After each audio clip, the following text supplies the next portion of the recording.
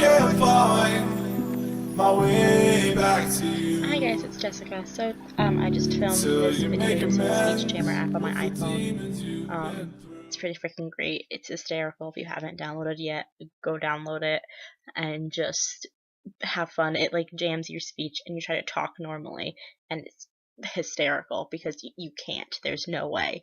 So I read you a few little selections from 3 of my favorite books. So I have Rule by Jay Crownover, Alice in Wonderland, and Through the Looking Glass by Lewis Carroll, and Sundays at Tiffany's by James Patterson.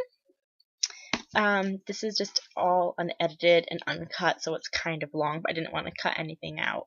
So, yeah, enjoy. I will see you guys in my next video. Bye. I asked, it's a bummer. What? He asked. I think I know what my mother and Jason are talking about. It's Howard, I think. Vivian's tired of him. Out with the old, in with the new. Howard was my stepfather, and my mother's third husband. The third one I knew about anyway. Her first husband had been an tennis pro from Palm Beach. He lasted only a year. Then had come Kenneth, my father. He'd done better than the tennis pro, lasting 3 years. He was really sweet, and I loved him, but he traveled a lot for business. Sometimes I felt as if he forgot about me. I'd heard my mother tell Jason that he'd been spineless. She didn't know I overheard.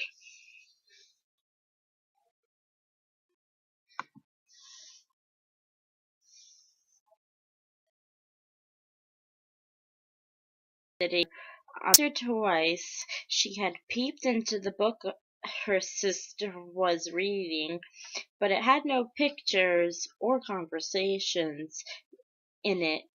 And what is the use of a book, thought Alice, without pictures or conversations?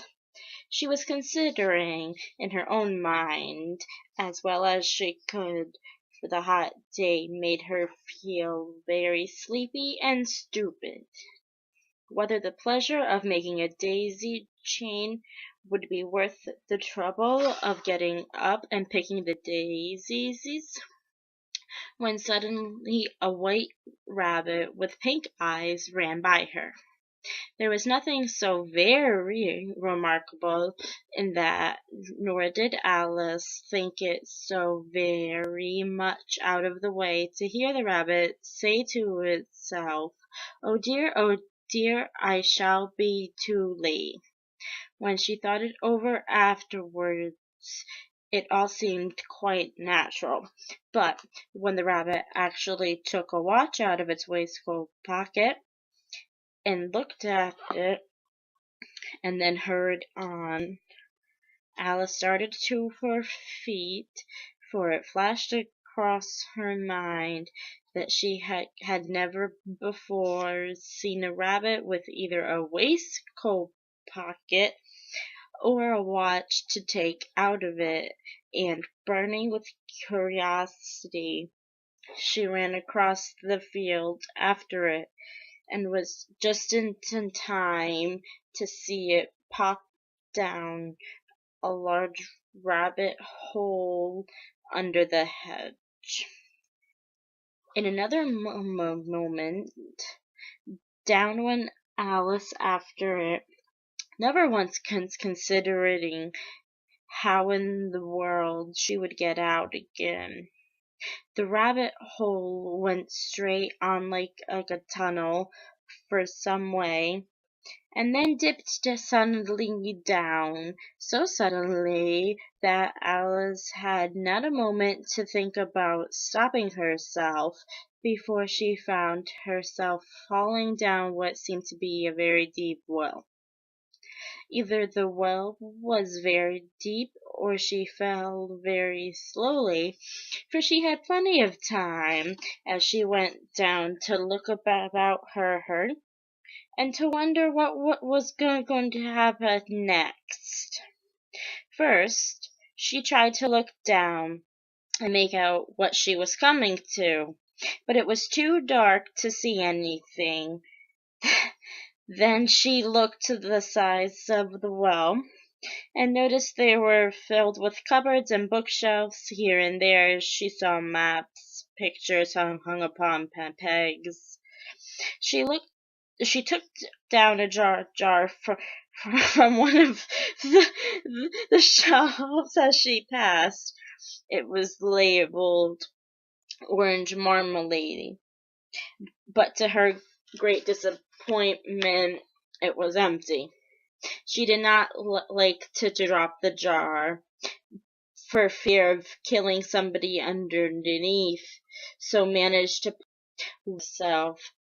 After such a fall as this, I shall think nothing of tumbling downstairs. How brave they'll all think me at home. Why, I shouldn't say anything about it, even if I fell off the top of the house, which was very likely true. Down, down, down would the fall never come to an end. I wonder how many miles I've fallen by this time, she thought aloud. I must be getting somewhere near the center of the earth. Let me see. That would be 4,000 miles down, I think.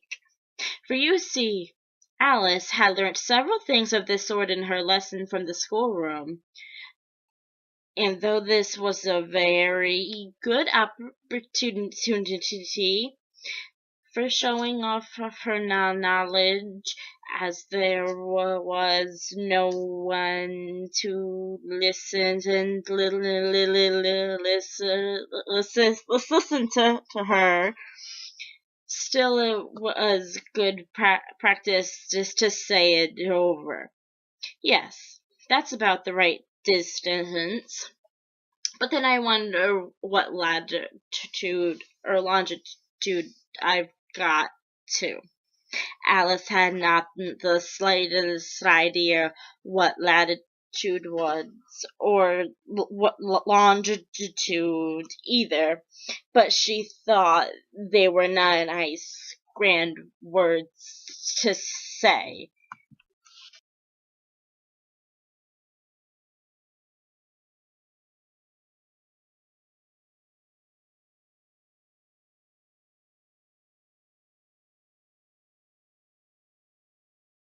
First, I thought that the pounding in my head was my brain trying to fight its way out of my skull after the 10 or so shots of Crown Royal I had downed last night. But then I realized that the noise was someone storming around in my apartment. She was there, and with dread I remembered that it was Sunday. No matter how many times I told her, or how rude I was to her, or whatever kind of debauched and unsavory conditions she found me in, she showed up every Sunday morning to drag me home for brunch. A soft moan from the other side of the bed reminded me that I hadn't come home alone from the bar last night. Not that I remember the girl's name or what she looked like, or if it had even been worth her while to stumble into my apartment. I get regret leaving you alone. Yeah. till you find your way back home.